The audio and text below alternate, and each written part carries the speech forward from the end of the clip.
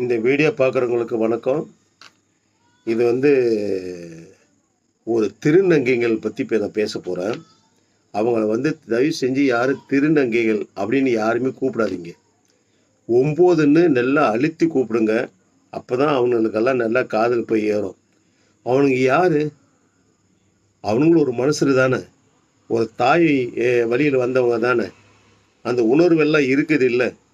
மனுஷன் தப்பாக பேசுகிறானா ரைட்டாக பேசுகிறானான்னு அந்த உணர்வெல்லாம் அவனுங்களுக்கு இருக்குது இல்லை. அந்த பரதேசுங்க ஒவ்வொரு கோயிலையும் நின்றுன்னு ஒரு ஆசீர்வாதம் பண்ணுறதுக்காக தான் நிற்கிறாங்க. மக்கள் சரி ரைட்டு ஏதோ பண்ணுறாங்க அப்படின்ற மாதிரி நினைக்கிறாங்க.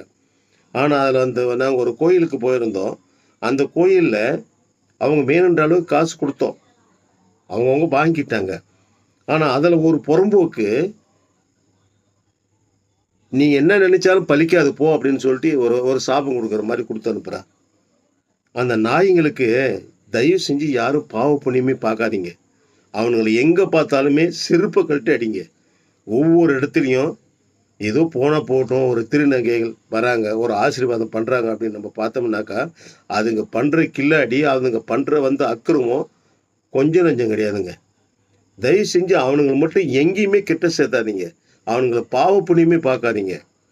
அவங்களுக்கு காசே கொடுக்காதீங்க. ஆண்டவன் அதனால தான் அவனுங்களுக்கு பிச்சை எடுத்துக்க அனுப்பியிருக்கிறான். நல்ல மனசு உள்ளவங்க ஒரு விருப்பப்பட்டு கொடுக்குற காசை வாங்கிக்கணும், இல்லைன்னா விட்டுறணும். அவங்களால மனசார கொடுக்குறாங்க அவ்வளோதான் அப்படின் போது வாங்கிக்கணும். அதுதான் ஒரு மனசு தன்மை. இந்த புறம்போக்கு பரதேசிங்க என்ன பண்ணுறானுங்க, காசு இவனுங்க வேணுன்ற அளவுக்கு கொடுக்கல அப்படின்னாக்கா சாபம் விடுறது. தயவு செஞ்சு அவங்கள யாரும் இனிமேல் மதிக்காதீங்க. நாங்களும் இது வரைக்கும் நான் நிறைய வீடியோ பார்த்துட்டேன். நாங்கள் ஒரு விசேஷத்துக்கு போயிருந்தப்போ அது மாதிரி தான் மன உளைச்சல் பண்ணாங்க. ஒரு கல்யாணத்துக்கு போயிருந்தேன், சுலபமாக முடிக்கிறேன். தயவு செஞ்சு இந்த வீடியோ பாருங்கள். ஒரு கல்யாணத்தில் ஒரு அப்பாவி ஒரு கல்யாணம் பண்ணுறான்.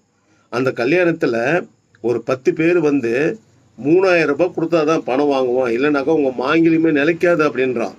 அந்த புறம்போக்குங்கள்லாம் நம்ம ஒரு கல்யாணத்தில் சேர்த்தலாமா? நீங்களே சொல்லுங்கள், பொதுமக்கள் நீங்களே சொல்லுங்கள். அவங்கள இனிமேல் யாருமே பாவ புண்ணியம் பார்க்காதீங்க.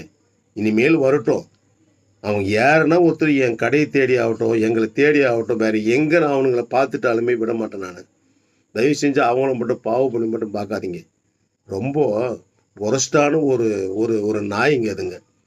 அதுக்கு பிச்சை எடுக்கிறதுக்கு தான் லாக்கி. கவர்மெண்ட்டில் கூட எந்த சலுகையுமே அவனுங்களுக்குலாம் கொடுக்கக்கூடாது. அவ்வளோ அக்கிரமம் பண்ணுறாங்க அவங்க எல்லாமே. நான் எதாவது பேசுறது தப்பாக இருந்தாக்கா தயவு செஞ்சு மன்னிச்சிடுங்க. நன்றி, வணக்கம்.